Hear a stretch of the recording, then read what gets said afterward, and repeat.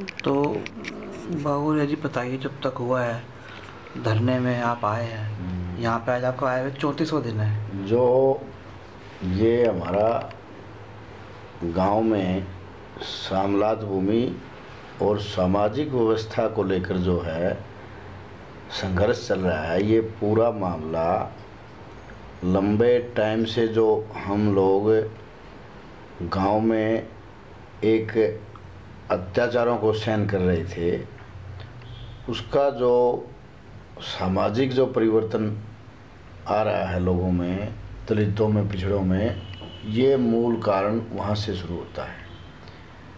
अब जो धीरे धीरे समाज में जो दबे कुचले लोग थे, पिछड़े लोग थे, अशिक्षित लोग थे, जो लोग दबाव में रहते थे, उन लोगों को धीरे धीरे शिक्षा के माध्यम से व अन्य साधनों से जो विकसित हो रहे हैं, विकास हो रहा है, उसके कारण जो है ये संघर्ष की नौबत आई है। क्योंकि अब जो है हालात बदल रहे हैं। दलित और पिछड़े वर्ग के जो लोग हैं वो अपने हक की, अपने खिलाफ की बात को ठीक से समझने लगे हैं, दबाव जो है वो सहन नहीं कर रहे हैं।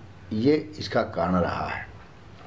जो ये घटना घटी है, इसका कारण ये है कि जो हरियाणा सरकार ने पिछले योजना में दलितों को और पिछड़ों को 100 गज के प्लाट देने की जो बात कही थी, उसके विपरीत हरियाणा के सभी जाट डोमिनेट गांव में उन लोगों ने पूरे की पूरी सामलात भूमि को एक योजनाबद्ध तरीके से और सरकार की रहनुमाई में, मतलब अंडरग्राउंड सरकार को, प्रशासन को, सभी अधिकारियों को इस बात का पता है भी जाट जो है गांव की सामलात भूमि को कब्जा कर रही है। किसी गांव के लोगों ने शिकायत करने की कोशिश की, काफ़ी लोगों ने इसकी शिकायत नहीं की, और कहीं काफ़ी गांव में उन लोगों को पता नहीं कि ये ज़मीन सरकारी है, इस ज़मीन को ये लोग नहीं बांट सकते। इसके अलावा बहुत कम लोगों ने प्रशासन को शिकायत करने की कोशिश की। हमारा जो गांव है, उस गांव में भी इस पंचायत की भूमि को, सामलात भूमि को, पिछले 1 साल से ये गांव के स्वयंभू पंचायत खाप लोग बना करके उसको बांटने का काम कर रहे थे।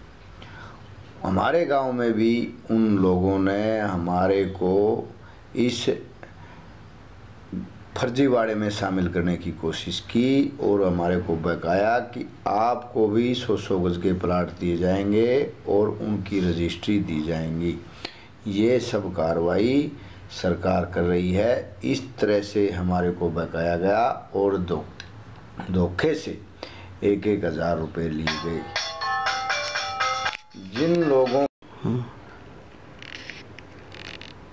इस सारे मामले में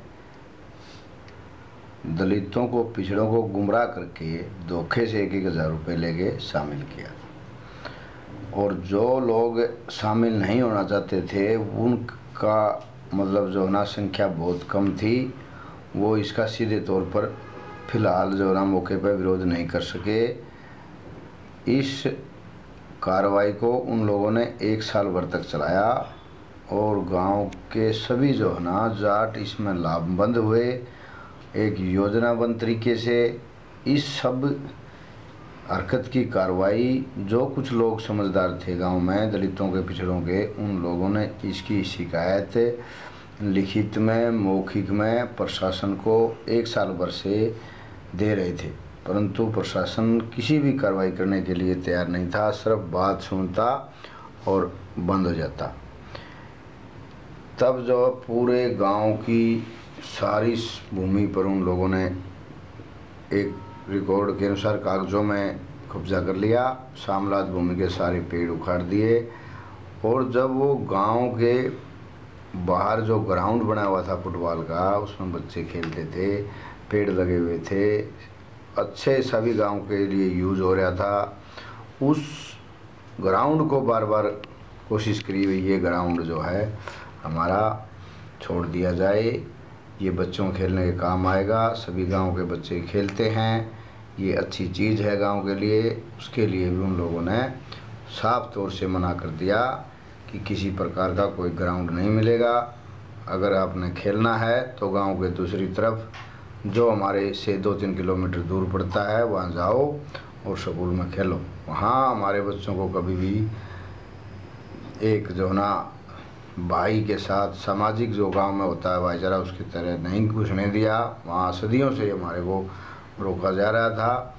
और उस गांव में जो है हमारे गांव में जाट जो है आधे से ज़्यादा हैं और एक गोत के हैं। वो हर बात को अपने ढंग से लेते हैं, हमारी बात वहाँ कभी नहीं सुनी जाती।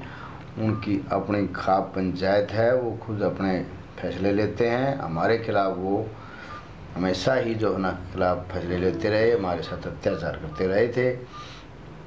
इस दौरान भी उन्होंने जब हमने उनकी शिकायत की, अपनी खाप पंचायत बुलाई और हमारे को अल्टीमेटम दिया कि आपने जो शिकायत की है प्रशासन को वो वापस ले लें, नहीं तो हम जो है आपका इस गांव में जीना दूभर कर देंगे। आप इस गांव में हमारे खिलाफ करके नहीं रह सकते। तो हमने उन लोगों की बात नहीं सुनी, हमने उस समलात भूमि के लिए लड़ाई लड़नी जारी रखी। तब प्रशासन ने लंबे संघर्ष के बाद, धरने जुलूस के बाद एक जो है ना प्रतिनिधिमंडल गांव में भेजा। उस प्रतिनिधिमंडल के गांव में जाने से वो लोग मौके पे अपनी कार्रवाई करते हुए पकड़े गए और डर कर मारे गांव में भाग गए। उससे उन लोगों की पूरी तरह पोल खुल गई। उनका जो नकलीपन था, धोखा था, वो सामने आ गया। उससे वो बहुत विचलित हुए, डर गए कि ये दलित लोग, पिछड़े वर्ग के लोग जो आज तक आपके सामने हमारे सामने नहीं बोल सके थे, उन लोगों ने इतना बड़ा काम कर दिया, तो इनको अब सज़ा देनी बहुत ज़रूरी हो गई है।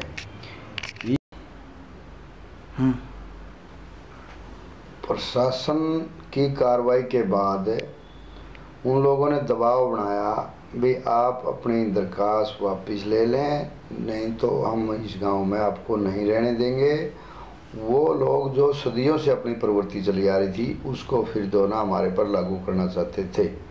परंतु आज के जो हमारे दलितों के, पिछड़ों के कुछ जो साथी पढ़े लिखे हैं, नौजवान हैं, वो सब बातों को समझते हैं। उन्होंने उनकी इस बात को किसी भी तरीके से स्वीकार करने से मना कर दिया कि आपकी जो ये दिंगा बस्ती है, जो ये नाजायज़ सिस्टम है, हम इसको नहीं मानेंगे।